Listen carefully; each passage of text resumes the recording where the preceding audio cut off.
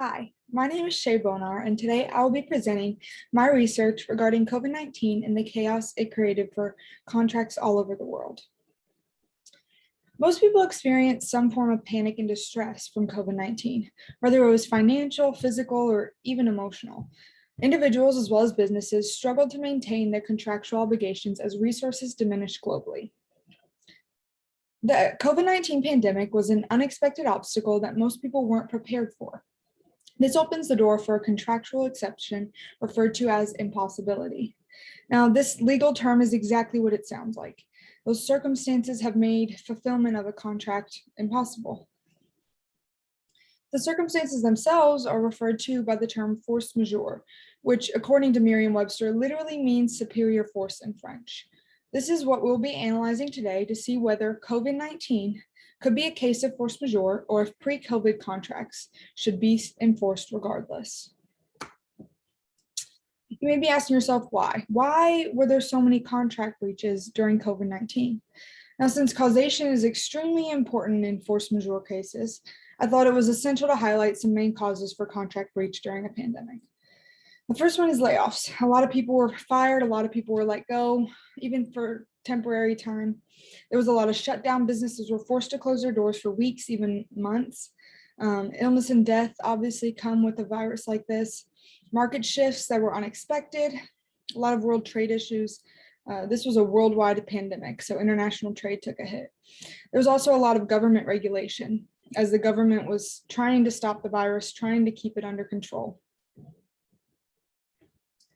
Now, this chart shows a timeline correlated to the jobs lost during the peak months of the pandemic. In May 2020, you can see that almost 50 million people in the US were unable to work due to the shutdown or employee cutbacks. Now, that number drops quickly over the next few months and levels out around 10 million. This just paints a picture of how many people unexpectedly lost their source of income during the peak months of the pandemic. Force majeure cases are analyzed in a very strict manner, and the outcome is often a direct reflection of how much effort is put into the written and negotiatory part. They often use a three-prong approach, as explained in an article by Hannah J. Ector at the Parsons Bell and Latimer litigation team. She explains this approach in the context of COVID-19 and how so many people lost their case due to their inability to understand the process. First, they look at the clause very closely. Does the language in the force majeure clause explain circumstances that constitute? According to this article, COVID-19 itself is not typically strong enough to prove impossibility. They need to be great at connecting COVID-19 to the breach of contract specifically. Second, they look at causation. As I just said, there are a lot of different reasons why impossibility could be linked to COVID-19. This is a big part of the process because without proper causation, the force majeure case will be rejected. Now, lastly, they'll look at how to conclude the case. Since certain force majeure clauses are different, the legal team must investigate proper relief and how they'll resolve the case considering the decided outcome.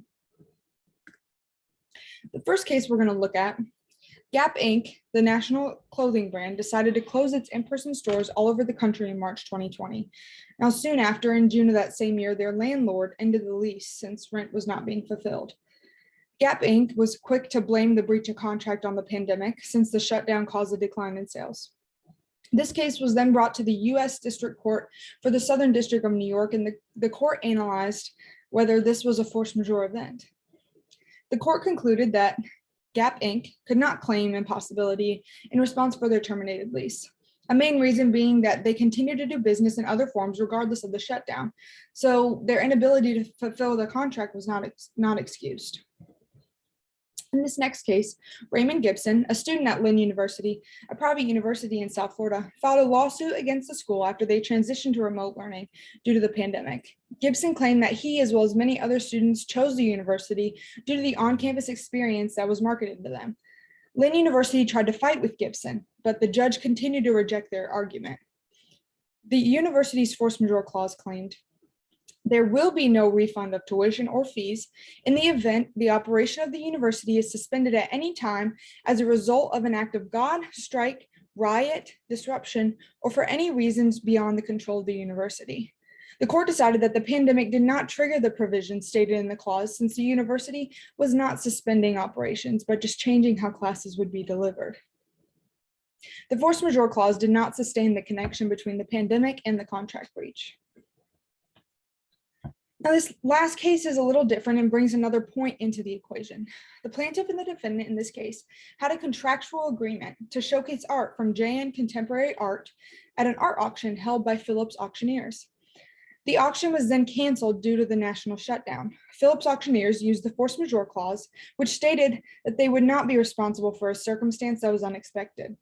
The clause held a few examples of what circumstances would be considered unexpected, but a pandemic specifically was nowhere in the clause. Although the court made a controversial decision to include the pandemic in a natural disaster category and allowed the defendant to use their force majeure clause to win this lawsuit.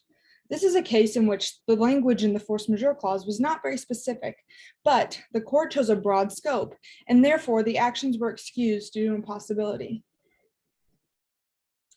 After analyzing these cases, I can understand the court's decision for each case.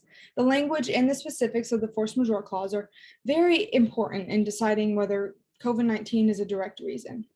For example, I think COVID-19 could be considered a natural disaster as seen in the JN Art case. But in the university case, their force majeure clause didn't use the words natural disaster or anything specific enough to blame the pandemic. Therefore, they were held accountable to their contract. My final thought is that the force majeure clause in any contract needs to be just as specific and thorough as the force majeure legal process is. The details and language in your force majeure clause are essential to winning a lawsuit and proving impossibility. I believe that COVID-19 is an example of force majeure, especially for cases in 2020, although the force majeure clause can seriously weigh on the court's decision on that matter. Thank you for your time, and I hope you enjoyed this analysis as much as I did.